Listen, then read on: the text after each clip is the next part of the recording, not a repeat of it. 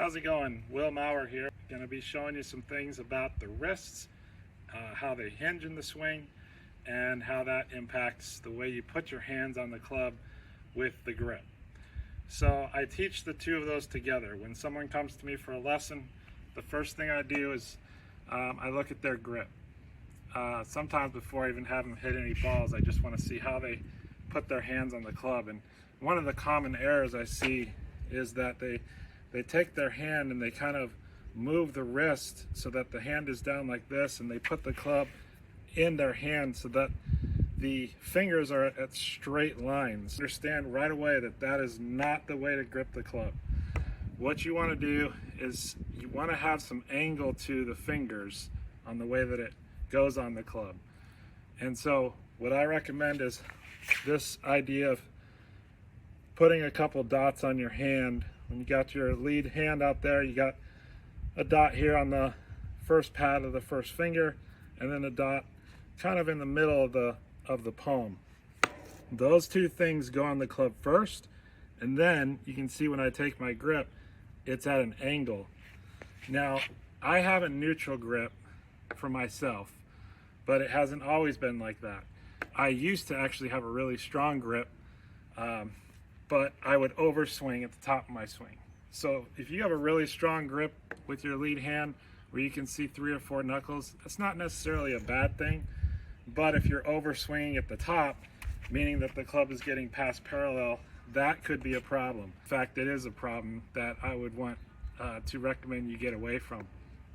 So what I did was I went from really strong to really weak just for a while to get rid of that. And then I was kind of laid off the top of my swing, which means the club's kind of sticking out like that. And so I went from really strong to really weak. Then I went back to neutral.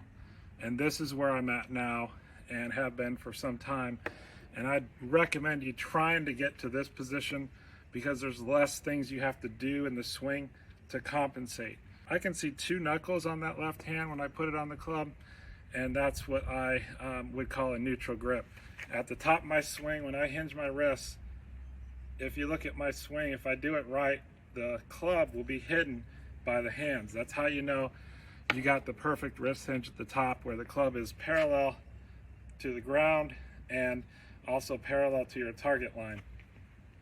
So I take my lead hand, I use those 2 dots as a reference point, and I put my right hand on there again. It's at an angle.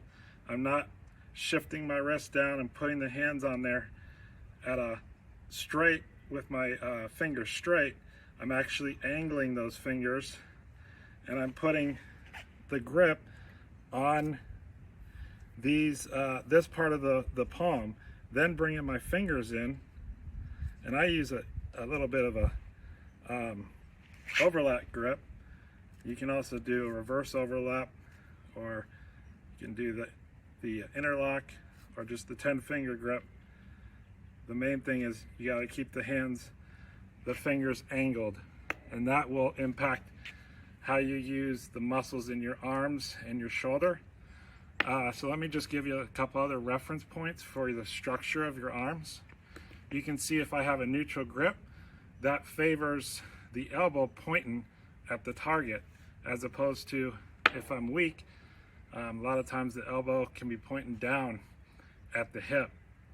I like the neutral grip and pointing the elbow at the target, and also that engages this upper tricep. You can feel if you take that neutral grip and point the elbow at the target, it engages the tricep in the upper part of the arm. I want to use that to my advantage to create stability, help keep the left arm straight through the swing.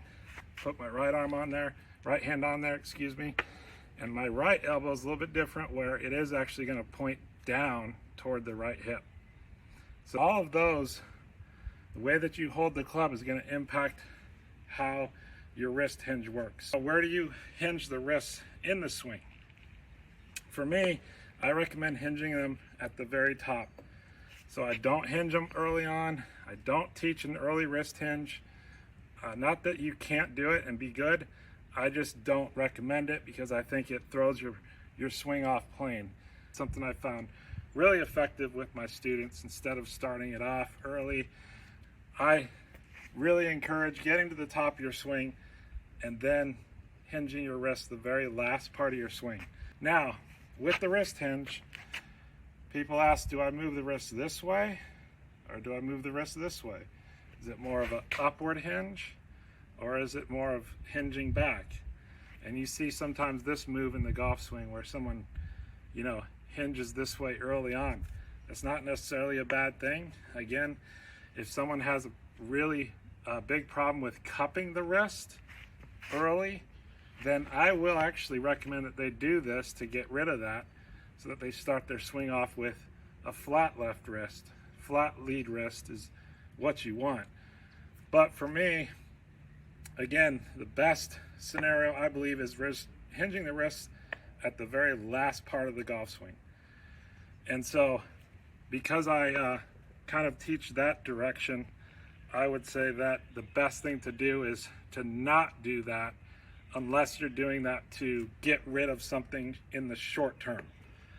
Otherwise, it's better to just keep the hands quiet in the takeaway and then hinge them at the top. So those are just a couple of things that really will help you just to understand some of the dynamics of how to grip the club and how to set up and how that impacts your understanding of hinging the wrist. So my wrist hinged this direction because, again, at the top of my swing, I'm hinging like that. Once I get to the top, I'm not hinging behind me and laying it off. I'm hinging like this. So it is more of an upward motion, but it's happening at the top of the swing. So let me know in the comment section if you have any questions on this or anything I can clarify. I'd be glad to. And thanks for tuning in.